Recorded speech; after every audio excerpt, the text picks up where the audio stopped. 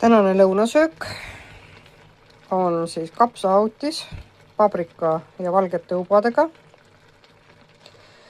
Siia on natukene ka kuiva küüslauku lisatud, veidi kurkumit isegi ja panen loomaliha konservi siia. Ja siin tegin siis sellest rabarberist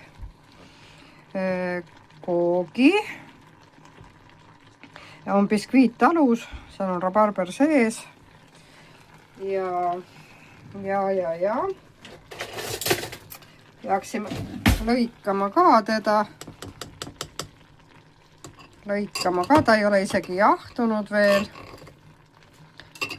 Vaatame, mida ta endast kujutab. No selline kook. Et see kah ei ole pealt pruuniks küpsenud, võib-olla peaks korraks ahju tagasi veel panema. Lasen ta pealt pruunimaks ka. Peal on siis hapukoore ja erytrooli segu.